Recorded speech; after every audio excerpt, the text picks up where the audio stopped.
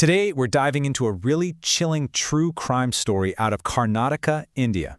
It's about a predator who managed to manipulate more than 20 women into taking their own lives, without a single one of them ever knowing he was their killer. So picture this. It's a busy inner-city bus stand, and for hours, there's this growing crowd, getting more and more frustrated outside the women's washroom. See, the door was locked from the inside, but nobody was coming out. After a lot of shouting and knocking got them nowhere, they finally had to call the police. When the constables finally managed to break the door down, what they found inside looked just tragic. A woman, dressed head to toe in wedding clothes, was lying dead on the floor. There was foam coming from her mouth. At first glance, it looked like a clear, heartbreaking case of suicide. But this scene was so much more sinister than it appeared. And here's where it gets truly terrifying. This wasn't some isolated incident. Not at all.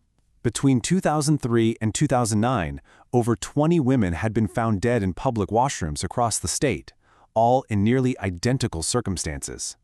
What looked like a string of unrelated tragedies was, in fact, a horrifying pattern. So how did they finally connect all these dots? Well, the investigation that would unravel everything actually started just 2 days earlier with the disappearance of one 22-year-old woman named Cyanide Mohan. So Anita leaves this note saying she's running off to elope. At the same time, a local boy from a different religious community also goes missing.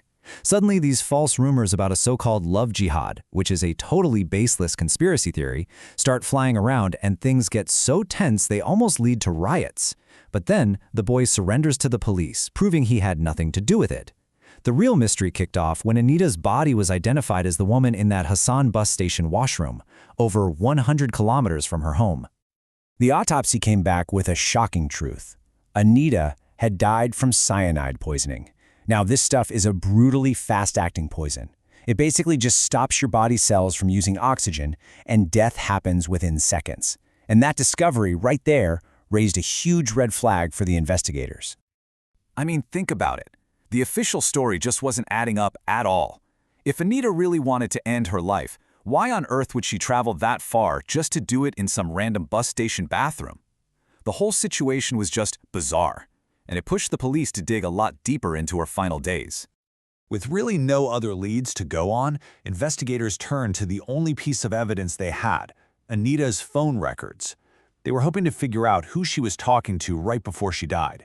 And hiding in those digital breadcrumbs, they found the first piece of a truly terrifying puzzle.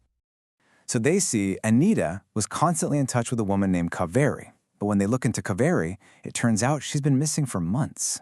Okay, so they pull her call records. And those records, they lead them to 2 more missing women, Vinuta and Pushpa. And their records lead to more and then more again. It was this disturbing chain reaction, like pulling a single thread and watching this whole horrifying web of over 20 victims just unravel. And this was the massive turning point in the entire case. You have all these different women, all these different SIM cards, but the police discovered that at some point, every single one of those SIM cards had been used in the exact same physical mobile phone. They finally had a direct, undeniable link to the killer. The phone was traced back to a man named Mohan Kumar.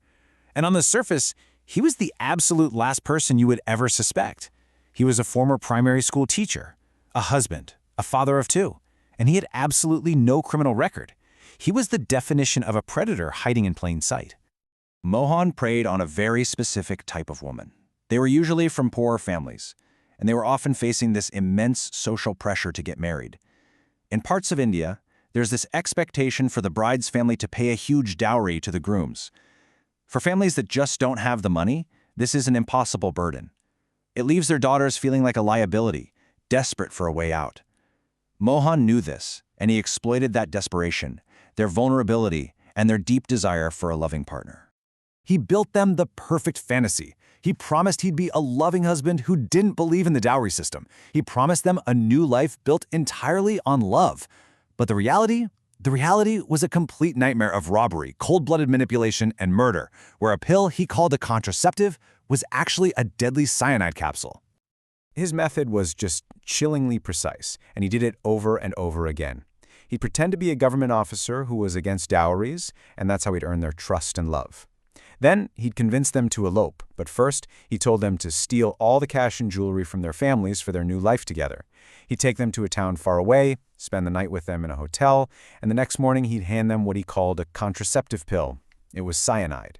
He'd tell them to take it in a public washroom, warning them it might make them feel a little sick. Within seconds, they were dead. And he would just walk back to the hotel, grab all the valuables, and disappear. So, the big question is, how did police finally close in on this monster? Well, they decided to use his own cruel playbook right back at him. While they were monitoring Mohan's phone, the police were horrified to realize he was already grooming his next target. Her name was Sumitra, and he was using the exact same lines, the same promises, the same cold, calculated manipulations.